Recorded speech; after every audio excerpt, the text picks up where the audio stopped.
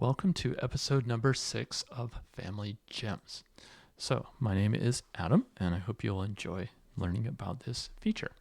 So, this is a kind of a hidden feature that's not very well advertised that I want to cover. It's called Family Ordinance Opportunities. Now, it's a little bit more advanced than your typical ordinances ready, but it's a really great way to find people that are close in relationship as viewed through a fan chart.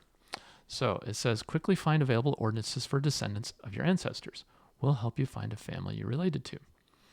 Now, it is an experimental prototype. There's known issues that will be addressed in a future release, including ordinances count displayed in green circles, may be inconsistent. This page is best used on a desktop, laptop, or large tablet. And there's a link to their community group to participate in discussions, ask questions, and give suggestions regarding this tool. Now, I will say this tool has been so successful. They thought it was just kind of a nice little side project. People started using it, and it's become so successful. They just haven't had time to work on refining it because there's so many different priorities. But I'm going to recommend that you check this out. When people say, oh, all my temple work's been done and so-and-so did it, guess what? Chances are you're going to have a fan chart like this, and you will find people that need their work done. Okay, so what this is, you can select a family and you can click on them. In this case, we have this person selected, William Harvey Hyatt, and it'll do the fan chart. On the left is the father side. On the right of the fan chart is the mother side. And then you'll see the little green bubbles. So here we have the first ring, his father, second grandfather, and third is great-grandfather. So here you see at the third ring, you already have 3 people that are waiting for the ordinance. And the second great-grandfather, fourth ring, fifth, and sixth, and so on. So if you look here, you might find people clear out here like this one, 59 people. So here is how I explain it to people. If you share the same father and mother, you are siblings, right? Brother, sister. If you share the same grandmother or grandfather, you are first cousins. So this would be this layer, this second ring. If you share the same great-grandfather, you are second cousins. Great-great-grandfather, third cousins, and so on. So when you look at the temple policies for doing ordinances, they say, really, you should be doing the people on this fan chart first, which is your direct ancestors. When they say direct, they mean father, grandfather, grandmother, mother, and so on. So it's just your parents of your ancestors, like just the grandparents, not their children.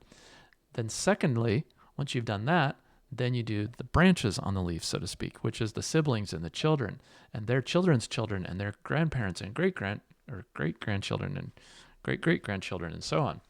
So the idea is if I were to click on, let's say this one, Lucianne Faulkner, this would be, let's see, father, grandfather, great-grandfather. This would be great-grandfather. So this would be first, second cousins. So anybody here would be second cousins. The next ring would be third cousins, fourth cousins, and so on. So when you look at this, these numbers could be really overwhelming. Well, I would start with the inner ring first, which is your closest ancestors. Start with your first cousins, and then your second, and then your third, and work your way out. And the reason this is really powerful is because chances are, even if you are born in the church and have pioneer ancestors and so on, chances are not everybody in your family is members. And even if they were, some may have fallen away or not joined.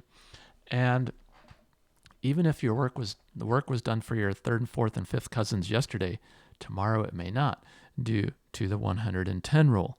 So 110-year rule. So for example, in 2026, anyone born in 1916 or earlier, you could do the cousin work for them without requesting permission from the nearest living relative. Someone born in 1917, you couldn't until 2027.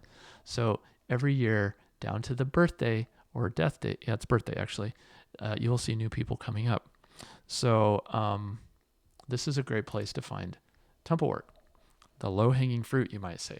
So how does it work? You click on a bubble, then you can select an ordinance you're interested in. You can filter by sex, male, female, and so you could click baptism, select the filter like male or female, confirmation, initiatory endowment, sealing to parent, sealing to spouse, and so on. Or you can just say anything, all family members. And then it will filter it out and give you a list. So like here I said baptism, both genders. We have Rebecca Copland, Aldebert VH, and Winifred Anderson, who are all waiting for their work. Now, as you do and get more familiar with Family Search, you'll learn the icons. Green, think of green leaf and like take action. Okay, so anyone green needs their work done. And when you see this little clock icon, that means somebody has shared it with the temple. So they're just waiting for someone like yourself who's related to click on them and reserve their work and do it.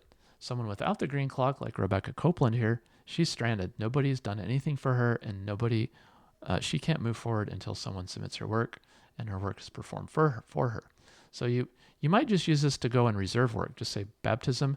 Anyone without the green clock, go ahead and reserve it and then share it with the temple. Even if you can't get to it, you'll be furthering the work and they will be happy and you will have miracles. Even if you don't actually do the work, you'll still receive a lot of blessings. Here's an example for endowment. I filtered it out by male, and then you can see all these people that need their work done. Now what's happened is gray, baptized, confirmed, initiatory, that's the easiest thing to get done. Those three go really quickly. Then endowment and so on take longer. So you'll see these green E with a clock. That means somebody has shared them with the temple. So you can click and hit reserve, reserve, reserve, or you can just right click and open a new tab and go look at them. Like this person, William Wright, doesn't have a birth date. I recommend estimating a date based on context of parents or children or something. I never like to see empty dates because you can always estimate because usually they have some context of when they lived, either their family, their mother, their father, whatever. So here's an example for initiatory. I've filtered on male initiatory and got this person, Osby, and you can see the baptism and confirmation has been done. And once you request it, it will turn blue. So here it'll show if you click the ordinances tab and you can see what's been shared with temple. Someone shared it in 2025 and then 22nd of October, and then someone reserved it 1st of November. So it only sat there for a week before someone came along and found it, and he will be really happy. So here's what the ordinance screen looks like. As an example, you can hit request, you can print it, or you can unreserve. Now, there's also a share or unshare or share with temple, depending on the status. These little drop downs will change based on the status that it's currently sitting at for that particular person. So, hope you've enjoyed this episode, and thank you for listening, and happy hunting for your ancestors.